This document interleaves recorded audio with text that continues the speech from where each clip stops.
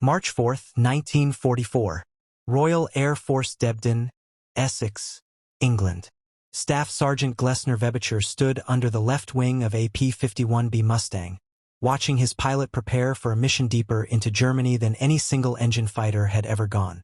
The pilot was Captain Dominic Gentile, 23 years old, former Royal Air Force Eagle Squadron veteran, son of Italian immigrants from Piqua, Ohio. In 6 hours, Gentile would be flying to Berlin, over 1,100 miles round trip, escorting B-17 bombers to the Nazi capital. If everything went perfectly, he might survive. Webicher had been a crew chief with the 4th Fighter Group's 336th Fighter Squadron for 18 months. He knew aircraft maintenance inside and out. He understood what these machines could and could not do. The P-51 Mustang sitting in front of him was different from anything the ETH Air Force had ever fielded. Single-engine fighter, inline Rolls-Royce Merlin engine, sleek laminar flow wing, fast and deadly at altitude. But what made this airplane revolutionary was not its speed or its climb rate. It was something far simpler. You could fly to Berlin and back without running out of fuel. No other American fighter could do that. Not the P-38 Lightning, not the P-47 Thunderbolt, only the Mustang. The problem was that nobody had actually proven it yet. This would be the first time. And if it failed, if the fuel calculations were wrong, if the drop tanks did not work as planned, if anything went wrong at all, dozens of pilots would run out of fuel over Germany and die. American bomber crews had been dying for 18 months. Good men, thousands of them, kids, really. They climbed into their B-7s with confidence and came back in boxes or did not come back at all. The 8th Air Force Command said the problem was German fighters. The Germans were too strong, too aggressive, too numerous. American doctrine said the bombers could defend themselves with massed firepower. Fly in tight formation, concentrate your defensive guns. German fighters could not penetrate. The manual said it worked. The statistics said otherwise. On August 17, 1943, 376 B-7 Flying Fortresses attacked the Messmet factory at Regensburg and the ball bearing plants at Schweinfurt. Both targets were deep in southern Germany, beyond the range of P-47 Thunderbolt escorts. The bombers went in alone. The Luftwaffe was waiting. They hit the American formations the moment the escorts turned back. Wave after wave of Messerschmitt, Bf-109s and Fw-190. Fighters tore into the bomber groups. Head-on attacks at closing speeds of 600 miles per hour. Cannon fire ripping through cockpits and wings. Bombers exploding in midair. Crews bailing out over occupied territory. 60 bombers were lost that day. Over 500. 50 crewmen missing. Every one of those aircraft had followed doctrine perfectly. Tight formation, concentrated defensive fire, everything by the book. They died anyway. The second Schweinfurt raid came 2 months later. October 14, 1943. Black Thursday. The 8th Air Force sent 291 B-17s back to the same target. They had rebuilt their strength. They had trained replacement crews. They had refined their tactics. It did not matter. The Luftwaffe shot down 60 more bombers. 650 men killed, wounded or missing. Over 20% loss rate in a single mission. The 8th Air Force lost air superiority over Germany that day. They could not sustain those losses. They could not replace aircraft and crews fast enough. Deep penetration raids into Germany were suspended until a solution could be found. The bomber offensive, the entire strategy of bringing Nazi Germany to its knees through strategic bombing, was failing.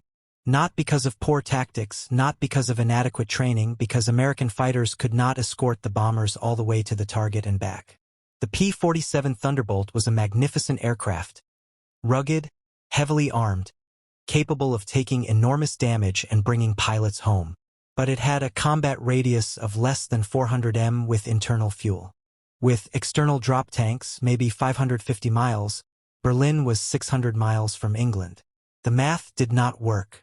The P-38 Lightning had the range technically. Twin engines, twin fuselage booms, plenty of internal fuel capacity, but Lightning production was limited, and most of the aircraft went to the Pacific and Mediterranean theaters. The 8th Air Force in England never had enough of them, and the P-38 had problems at high altitude in the cold European weather. Engine failures, control issues, pilots freezing in the cockpit. It was not the answer. What the 8th Air Force needed was a fighter that could fly to Berlin, fight the Luftwaffe over the target, and fly back to England. A fighter that could stay with the bombers for the entire mission. A fighter that combined range, speed, altitude performance, and firepower. That fighter did not exist in 1943. Then, in November, the 354th Fighter Group received the first P-51B Mustangs in England. The Mustang had been around since 1942. Originally powered by an Allison Fi and 1710 engine, the early Mustangs were good low-altitude fighters used by the Royal Air Force for ground attack and reconnaissance, but they were inadequate at the 20,000 to 30,000-foot altitudes where the bomber battles happened. The Allison engine could not produce enough power in thin air. The breakthrough came when someone installed a British Rolls-Royce Merlin engine in the Mustang airframe. The Merlin had a two-stage, two-speed supercharger that gave exceptional high-altitude performance. The combination of the Mustang's aerodynamic design and the Merlin's power created something extraordinary. At 30,000 feet, the P-51B could reach 440 miles per hour, could outclimb German fighters, could outturn them at high speed, and with external drop tanks, it had the range to go anywhere. Colonel Donald Blakesley saw the potential immediately. Blakesley commanded the 4th Fighter Group at Debden. He was 26 years old, one of the most experienced American fighter pilots in Europe. He had flown with the Royal Air Force Eagle squadrons before America entered the war. He had fought the Luftwaffe since 1941. He had logged over 800 combat hours by January 1944. He knew what worked and what did not. Blakesley hated the P-47 Thunderbolt. It was too big, too heavy, too limited in range. His pilots were dying because they could not stay with the bombers deep into Germany. When Blakesley saw the P-51 Mustang for the first time in December 1943, he knew this was the aircraft that could change the war. He flew 6 missions with the 354th Fighter Group to evaluate the Mustang. He came back convinced. On January 1, 1944, Blakesley took command of the 4th Fighter Group. His first priority was getting Mustangs. He went to Major General William Captain, commander of 8th Fighter Command. Blakesley made his case. The P-51 could escort bombers all the way to any target in Germany. Could engage enemy fighters on equal or better terms. It could fly higher and faster than anything the Luftwaffe had. Captain was skeptical. The 4th Fighter Group was one of the premier fighter units in England. Converting to a new aircraft meant taking the group offline for weeks while pilots trained. Blakesley made a promise. "Give me the Mustangs and I will have the group combat ready in 24 hours. Keeper agreed. The first P-51s arrived at Debden on February 28, 1944. Blakesley flew the lead aircraft in himself. The ground crew started working immediately, checking engines, loading ammunition, installing drop tanks. The pilots got minimal familiarization. Most had less than 1 hour flying time in the Mustang before their first combat mission. Some had as little as 40 minutes. There was no time for extensive training. The bombers needed escorts now. Captain Dominic Gentile had been with the 4th Fighter Group since September 1942 when the Eagle squadrons transferred to the United States Army Air Forces. He was a natural pilot. As a teenager in Ohio, his father had bought him his own airplane. Gentile logged over 300 hours before joining the Royal Canadian Air Force in 1941. He flew Spitfires with 133 Eagle Squadron, scoring 2 victories before the transfer. He had flown P-47s for over a year, claiming 4 more kills. But Gentile, like all the Eagle Squadron veterans, preferred the Merlin engine. The Spitfire had a Merlin. Now the Mustang had a Merlin. Felt like coming home. Gentile had maybe 1 hour in the Mustang before the Berlin mission briefing. He was a good pilot, experienced, aggressive. He and his wingman John Godfrey were already becoming famous as the most effective fighter team in the 8th Air Force. Winston Churchill would later call them the Damon and Pythias of the 20th century. But the Mustang was different from anything Gentile had flown. It handled differently. The controls felt lighter.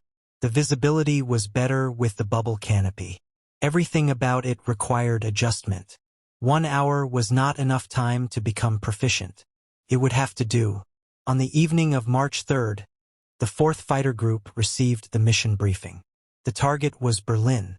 Over 800 B-7 and B-24 bombers would attack German aircraft factories in and around the capital.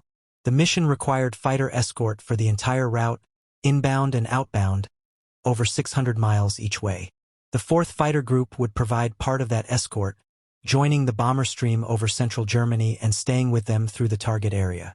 The briefing room went silent when the intelligence officer pulled the curtain back from the mission map.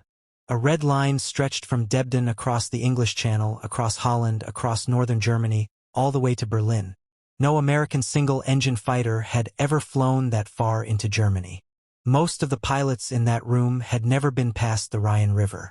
Berlin was 300 miles beyond that, deep in the heart of Nazi Germany, the most heavily defended city in Europe. The key to the mission was fuel management. Each P-51B carried 184 gallons of fuel in internal wing tanks and an 85 gallons fuselage tank behind the cockpit. That was enough for maybe 400 m of combat radius. But each Mustang would also carry 2 external drop tanks under the wings, 108-gallon capacity each. Paper construction made in England by companies that normally manufactured cardboard boxes. These tanks would give the Mustang an additional 216 gallons of fuel, enough to extend range to over 750 miles. The fuel management sequence was critical. Take off on internal wing fuel. Climb to altitude using wing fuel in the fuselage tank. Switch to drop tanks after crossing into occupied Europe. Burn the drop tanks completely before reaching the combat area. Drop the empty tanks. Fight on internal fuel only. Return to England on whatever fuel remained. If any step failed, if the drop tanks did not feed properly, if pilots switched tanks at the wrong time, if fuel consumption was higher than calculated, pilots would run out of fuel over Germany and die. Gentile studied the mission profile carefully that evening. The Mustang's fuselage tank affected the aircraft's center of gravity when full. The manual said not to engage in combat with fuel in the fuselage tank. The aircraft would be tail-heavy and difficult to maneuver. You had to burn the fuselage tank first, then the drop tanks, then the wing tanks. Miss that sequence and you might win the dogfight but run out of fuel on the way home. Get it right and you had a chance. Staff Sergeant Wetbucker worked on Gentile's aircraft through the night. The Mustang was mechanically sound. The Merlin engine ran perfectly. The guns were bore-sighted and loaded with 400 rounds per gun for the 50 caliber machine guns and 200 rounds for the 20 mm cannon. The drop tanks were installed and tested, the fuel system checked out, everything was ready. But Weiser had been a crew chief long enough to know that everything being ready did not mean everything would go right. He had watched too many pilots fly out on perfect aircraft and not come back. The bomber crews called Germany the most dangerous place on Earth. And now fighter pilots would be flying 1,100 miles deep into that hell in single-engine aircraft that could not survive a single bullet in the cooling system. Wickbacker said nothing. He signed off the maintenance log and watched the sun rise over the airfield. At 0530 hours on March 4th, the pilots began their pre-flight briefing. Weather over Germany would be clear. Visibility unlimited. The Luftwaffe would be up in force. Intelligence estimated 200 German fighters would intercept, maybe more. Tactics for the mission were straightforward. Maintain formation with the bombers. Stay close. Engage enemy fighters only if they attacked the bombers or your formation. The primary mission was bomber protection, not fighter sweeps. Bring the bombers home. Colonel Blakesley would lead the mission. His call sign was horseback. He briefed the fuel management sequence again, emphasized it, repeated it, made sure every pilot understood. Run your fuselage tank on takeoff and climb. Switch to drop tanks at 10,000 foot over the channel. Burn them completely before you reach the combat area. Drop the tanks, whether they are empty or not, before engaging enemy fighters. Fight on wing fuel only. If you do not follow this sequence exactly, you will die over Germany. At 0645, the pilots walked out to their aircraft. Wickbacher watched Gentile do his pre-flight inspection, checked the control surfaces, the landing gear, the drop tanks, the gun bays, everything normal. Gentile climbed into the cockpit.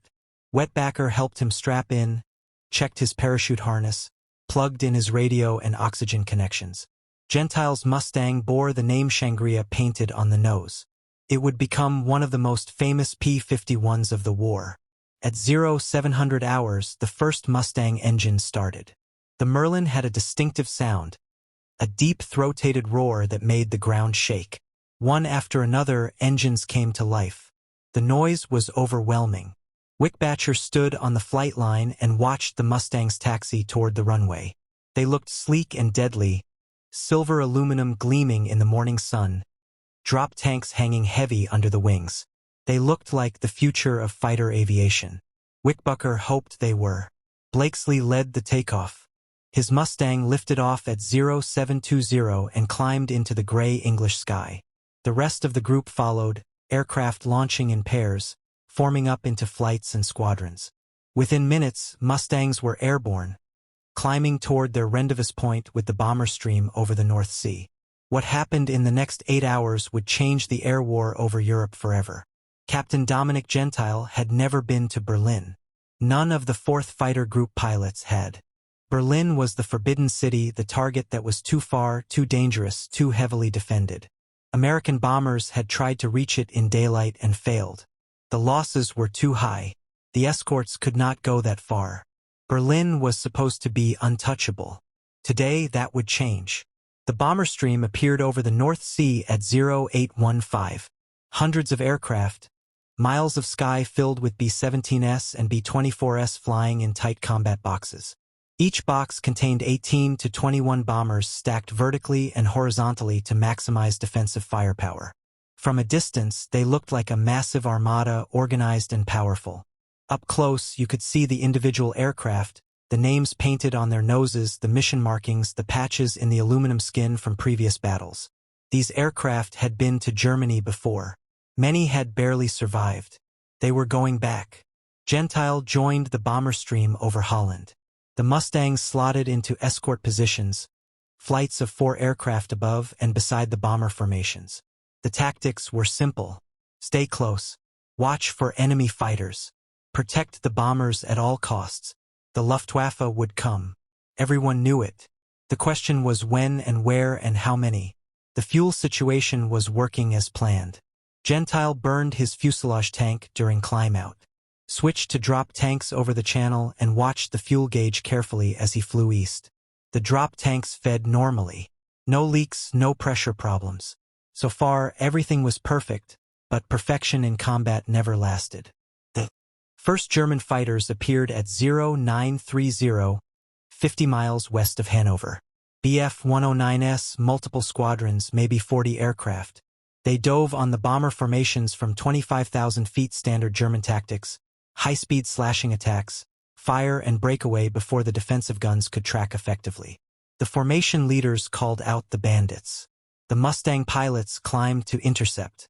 Gentile pushed his throttle forward and felt the Merlin respond instantly. The Mustang accelerated like nothing he had ever flown. Within seconds, he was at combat speed, closing on the German fighters. The engagement lasted several minutes. The Bf-109s made their attack runs on the bombers. Several B-7s took hits. One started smoking, fell out of formation, tried to make it home alone. It would not make it. The Mustangs tore into the German formation. Gentile got shots at a 109 climbing away from a bomber.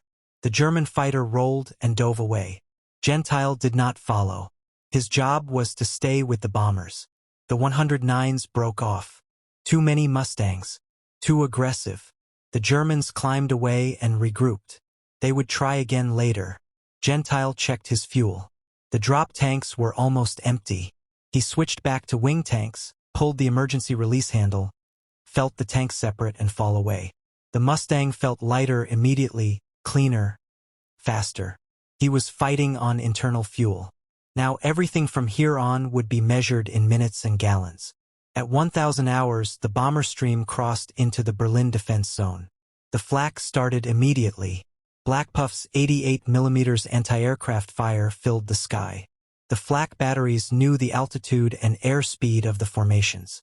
They could put a box barrage exactly where the bombers would be. The only defense was to fly through it and hope. Gentile saw AB-7 take a direct hit. The entire nose section disintegrated. The bomber fell away spinning, pieces of aircraft and crew tumbling through the air. Nobody got out. Berlin appeared ahead through the haze. Gentile had seen London from the air many times. Berlin looked different, bigger, more spread out, industrial. The city stretched for miles in every direction. Factories, rail yards, residential areas, government buildings.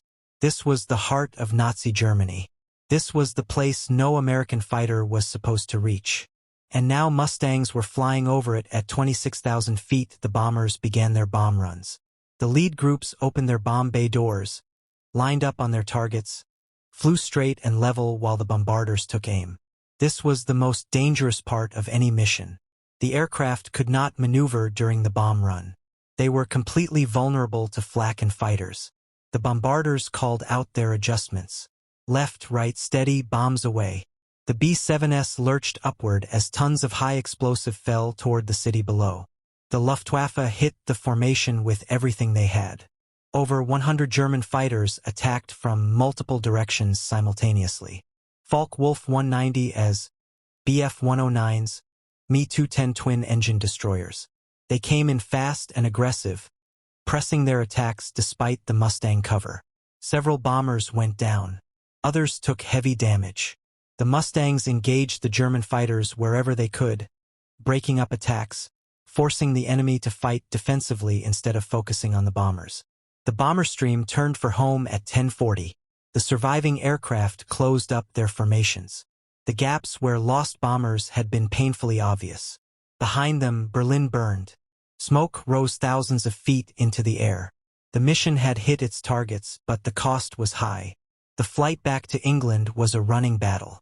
German fighters pursued the bomber stream across Germany, hitting damaged stragglers, trying to bring down more bombers before they reached the relative safety of Allied fighter range. The Mustang pilots stayed with their charges, fighting off attacks, conserving fuel, watching their gauges tick down toward empty. At 1,200 hours, the bomber stream crossed the Dutch coast, heading west. The German fighters broke off. They were at the limit of their fuel range. The bombers and Mustangs continued alone over the North Sea. Gentile's fuel gauge showed enough to make it home. Barely. The 4th Fighter Group landed at Debden between 12:45 and 1300 hours. Gentile touched down with fuel to spare. He taxied to his parking spot, shut down the engine, sat in the cockpit for a moment, trying to process what had just happened. He had just flown to Berlin and back. He had fought German fighters over the Nazi capital. He had protected bombers deeper into Germany than anyone thought possible, and he was still alive. Webecher was waiting at the aircraft when Gentile climbed out. The crew chief said nothing. He just checked over the Mustang, looking for damage, counting the holes. A few hits in the wings, nothing critical. Gentile watched Webecher work and realized that the crew chief had believed in the aircraft. The fuel calculations, the drop tanks, the range extension, all of it. Webecher had known this would work. Now everyone else would too. What neither of them realized was that the mission they had just completed would break the Luftwaffe's will to fight. The Germans had known American bombers were coming to Berlin. They always knew. Their radar network tracked every formation from takeoff. They scrambled fighters, positioned flak batteries, prepared for the attack. What they did not expect was American fighters over Berlin, single-engine fighters flying 600 miles from England, fighting at full combat effectiveness. That should not have been possible. Everyone knew single-engine fighters did not have that kind of range. The Luftwaffe had studied American aircraft. They knew the P-47s could not reach Berlin. They knew the P-38s were rare and had problems. They knew the new P-51s existed, but assumed they had the same limitations as other fighters. Drop tanks could only do so much. The physics did not work. Except the physics did work. The Mustang with 108-gallon drop tanks could fly 750 miles combat radius. Berlin was 600 m from England. The Mustang could reach it, fight for 30 minutes over the target and return to base with fuel to spare. The Germans did not believe this until they saw it with their own eyes. Ober Adolf Gand commanded Luftwaffe fighter operations in Western Europe. He was 32 years old, one of Germany's top aces with over 90 confirmed victories. He had been fighting Allied aircraft since 1940. He knew their capabilities intimately. When initial reports came in about American P-51 Mustangs over Berlin, Gallant dismissed them as errors. Probably P-38s misidentified, possibly a few aircraft that wandered off course and stumbled over Berlin accidentally. No way were American fighters flying there deliberately on escort missions. Then more reports came in. Multiple sightings, dozens of American fighters engaging German interceptors aggressively, staying with bomber formations for extended periods. Galland reviewed the intelligence carefully. The reports were consistent. Mustangs were definitely over Berlin. If the reports were accurate, this changed everything. But Galland needed confirmation. He needed to see it himself. On March 6th, Galland and another German general flew to intercept the next American bomber raid. They wanted to see these American fighters for themselves. They wanted to verify that Allied aircraft could really reach Berlin. They assumed they would find confused enemy pilots flying lost aircraft. They were wrong. The Americans found them first. P-51 Mustangs dove on Galland and the other general from above. The Mustangs were fast, aggressive, and clearly operating at full combat capability. These were not lost aircraft wandering aimlessly over Germany. These were American fighters on a planned escort mission hunting German interceptors. Galland and the other general split up and tried to evade. The Mustangs pursued. The other general's aircraft was shot down. Galland escaped by firing his guns forward, creating a cloud of gun smoke and spent brass that fooled the pursuing Mustangs into thinking they were being attacked from behind. They broke off. Galland escaped. The other general did not. Both were shaken. The Americans really could reach Berlin. This was not an aberration. This was the new reality. Galland reported to Reich's Marshal Hermann Göring immediately. Göring commanded the entire Luftwaffe. He was Hitler's second in command. He had been a fighter pilot in World War I, a skilled commander, a political survivor. But by 1944, he was out of touch with the actual situation in the air war. He believed the Luftwaffe was still winning. He believed American losses were unsustainable. He believed German fighters controlled the skies over the Reich. Galland's report shattered those beliefs. According to official United States Air Force Europe interrogation summaries, when Göring learned that American single-engine fighters had escorted bombers to Berlin, he stated that when fighters actually appeared over Berlin for the first time, he knew that the eventual results would be tragic for Germany. Long-range fighters were the most decisive factor in the outcome of the air war. The Mustang's capability came as a complete surprise to him. Göring was right. The arrival of the P-51 Mustang as a long-range escort fighter fundamentally changed the strategic situation.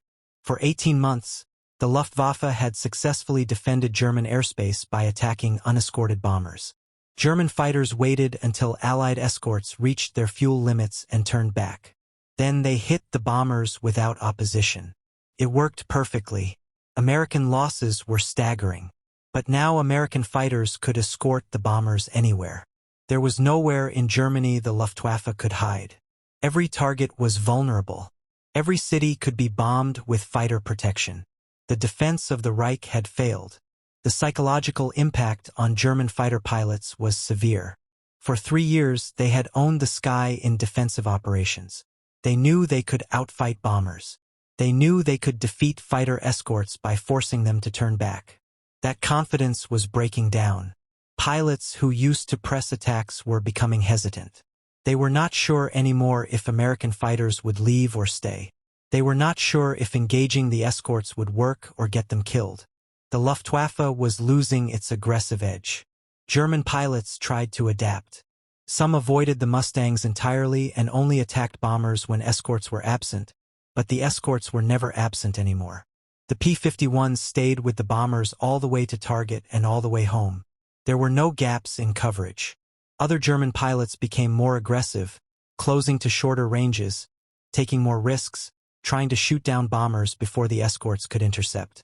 But increased aggression without tactical advantage just meant dying faster. Several experienced German aces were killed in March and April trying tactics that had worked perfectly in 1943. The fundamental problem for the Luftwaffe was that they were fighting an enemy they could not counter. The P-51 was faster than German fighters at altitude. It had longer range. It was more heavily armed. It had better high-altitude performance. And it was being produced in massive numbers. By April 1944, most of the 8th Air Force fighter groups were flying Mustangs. Hundreds of them. They were everywhere all the time, escorting every mission. The Germans could not shoot them all down. They could not avoid them. They could not outfight them. The Luftwaffe was being worn down mission by mission, day by day, until there was nothing left. In March 1944, the 8th Air Force lost 64 fighters over Germany. The Luftwaffe lost almost 300 fighters in the same period, many to Mustangs. In April, the ratio got worse.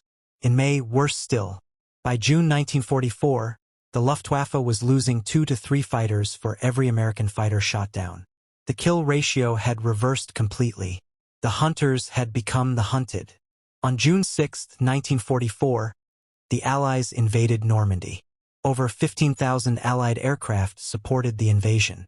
The lift buffer sent fewer than 100 fighters to contest it.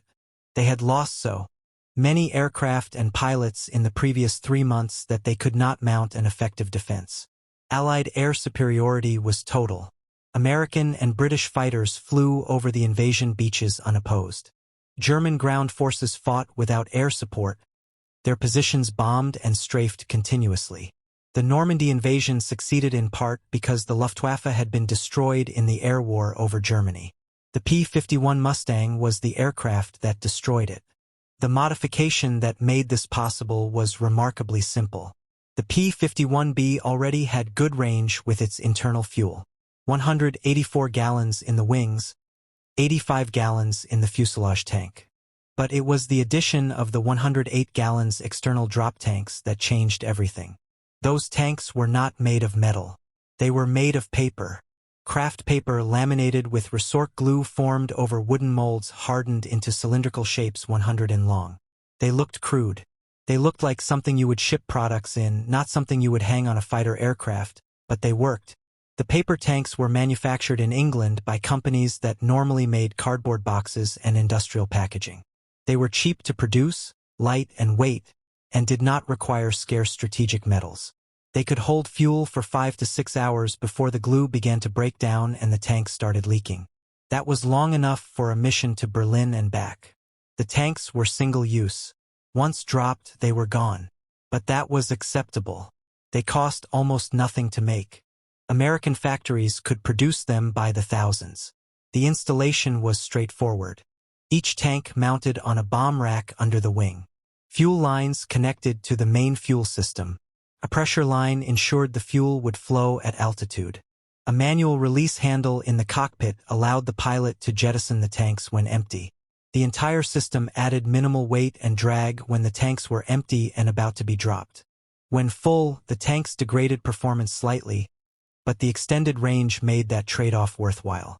The development of the paper drop tank was not dramatic. No brilliant engineer had a breakthrough insight. No laboratory discovered new technology. It was a simple solution to a simple problem. Fighters needed more fuel. Metal tanks were in short supply. Paper was available. Someone tried making a tank out of paper and it worked. That was all. But that simple solution helped win the war. The credit for the Mustang success is usually given to the pilots. They were the ones who flew the missions, fought the battles, brought the bombers home, and they deserve that credit. But the pilots could not have done their job without the crew chiefs who maintained the aircraft. The engineers who designed the fuel systems, the factory workers who built the drop tanks, the supply sergeants who made sure everything was available when needed. The Mustang was a system, not just an airplane.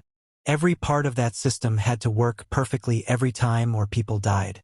Staff Sergeant Gliesbacher worked on P-51 Mustangs from February 1944 until the end of the war. He maintained engines, repaired battle damage, loaded ammunition, installed drop tanks. He did pre-flight inspections at 0500 hours and post-flight maintenance until midnight. He worked through rain, cold, mud, and exhaustion. He never flew a combat mission. He never shot down an enemy aircraft. His name appears in maintenance logs and unit rosters, but rarely in history books. But he kept the aircraft flying, and that made everything else possible. Wettbacher maintained aircraft for multiple pilots over the course of the war. He was crew chief for Lieutenant Joseph Higgins, whose P-51B minerliner became famous in the squadron. He worked on Colonel Everett Stewart's Sunny Vate after Stewart took command of the 4th Fighter Group in February 1945. Wettbacher participated in Operation Frantic II, the Russia shuttle mission in June and July 1944, maintaining aircraft at forward bases thousands of miles from England. He was promoted to Staff Sergeant on April 1, 1943, and served with the 4th Fighter Group until August 26, 1945. Captain Dominic Gentile became one of the most famous American fighter pilots of World War II. The March 4th mission was just the beginning. Weather had disrupted that first attempt. Only 31 bombers from the 13th Combat Wing actually reached Berlin that day due to a snowstorm. But the Mustangs had proven they could make the trip. That was enough. 2 days later, on March 6, the weather cleared. The 8th Air Force launched the first major daylight bombing raid on Berlin. 660 bombers took off from England, escorted by over 150 P-51 Mustangs. This was the mission that truly demonstrated American air power over the German capital. Colonel Blakesley led the 4th Fighter Group again. The bombers hit their targets. The Mustangs engaged German fighters across the Berlin defense zone. The 4th Fighter Group claimed 13 victories that day. American losses were acceptable. The mission was a complete success. But March 8th was Gentile's day. The 8th Air Force launched another massive raid on Berlin. Over 600 bombers again, escorted by Mustangs all the way to the target. Gentile was leading a section of fighters from the 336 Squadron when he spotted a flight of bombers under attack by approximately 50 enemy fighters. The odds were overwhelming. Gentile had only his wingman, John Godfrey, for support. Any sane pilot would have called for help and waited for reinforcements. Gentile attacked immediately. He dove into the German formation without hesitation. The Bf-109s scattered, surprised by the aggressive American fighters cutting through their attack formation. Gentile got his gunite on the first 109. He fired. The German fighter exploded.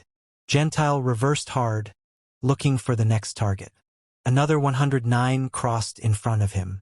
Gentile fired again. Hits sparkled along the fuselage and wing. The German fighter rolled inverted and fell away smoking. The fight turned into a swirling dogfight over Berlin. Gentile and Godfrey working together, covering each other, executing the tactics they had perfected over months of combat. Whoever saw a target first took the lead. The other covered his six. It was fluid, aggressive, and devastatingly effective. Gentile got his gun sight on a third 109. Close range, maybe 200 feet. He pressed the trigger. The Mustang's 6 guns hammered. The 109 came apart in midair. Pieces of aircraft tumbled past Gentile's canopy.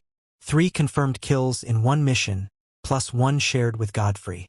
The Distinguished Service Cross citation would later read that Captain Gentile, with only his wingman as support, and without regard to the overwhelming odds against him, immediately attacked the enemy formation, and by extremely courageous flying and skillful gunnery, destroyed 3 enemy planes. His actions broke up the attack on the bombers and saved American lives. General Dwight Eisenhower would personally award Gentile the Distinguished Service Cross at a ceremony at Debden on April 11th. Eisenhower called Gentile a one-man air force. The press loved him. Reporters followed him everywhere. His photograph appeared in newspapers across America. He was becoming the face of American fighter aviation in Europe. And his Mustang Shangri-La with its distinctive markings became one of the most recognizable aircraft of the war. He and his wingman John Godfrey formed the most effective fighter team in the 8th Air Force. Hermann Goering reportedly called them the Debden gangsters and swore he would trade 2 squadrons for their capture. By April 1944, Gentile had become the leading American ace in Europe with over 27 confirmed victories. On April 13, reporters gathered at Debden to film Gentile landing. After what was supposed to be his final combat mission before rotation home, Gentile decided to demonstrate the Mustang's maneuverability with a low-level aerobatic display. He came in too low on a buzz job and crash-landed Shangri-La on the airfield. Gentile was uninjured, but the aircraft was destroyed. Colonel Blakesley, who had established a strict rule that anyone who pranked his kite would be grounded and sent home, immediately grounded Gentile. Gentile returned to the United States on a war bond tour. His final tally was 19.83 aerial victories, 6 ground kills and 3 damaged. After the war, Gentile stayed in the Air Force as a test pilot at Wright Field and later as a training officer. On January 28, 1951, 30-year-old Don Gentile was killed when his T-33 trainer crashed in Forestville, Maryland. He left behind his wife Isabella and 3 young sons. He was buried with full military honors in St. Joseph Cemetery in Lockhorn, Ohio. A street at Seymour Johnson Air Force Base is named in his honor. Colonel Donald Blay flew over 500 combat missions between 1941 and 1944. He accumulated over 1,000 combat hours, more than any other American fighter pilot in World War II. He led the 4th Fighter Group through some of the heaviest fighting of the air war. He personally led the first shuttle mission to Russia in June 1944, a 1,500-mile flight that required 19 navigation charts crammed into his cockpit. He flew the mission perfectly. When he returned to Debden, he was a hero. In September 1944, after more than 3 years of continuous combat, Blakesley was ordered home for leave. He flew 3 more missions in October. On October 30th, General Captain grounded him. The 8th Air Force had lost too many experienced leaders that month. Captain could not afford to lose Blakesley, too. Blakesley was devastated. He returned to the United States in November. The 4th Fighter Group had the highest kill count of any American fighter group in Europe by the end of the war. 16 German aircraft destroyed. Blakesley had built that record through relentless aggressive leadership. Blakesley retired from the Air Force in 1965 with the rank of colonel.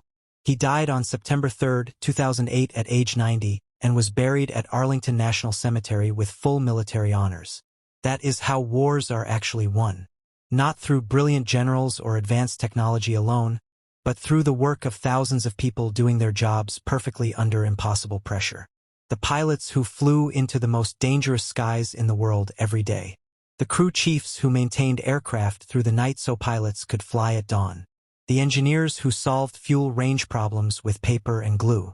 The factory workers who built drop tanks by the thousands. Each person did their part. And together they changed history. The P-51 Mustang over Berlin was not just about one airplane or one mission. It was about a system that worked.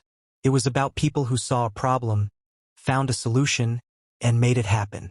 The official histories credit the Mustang's Merlin engine and aerodynamic design.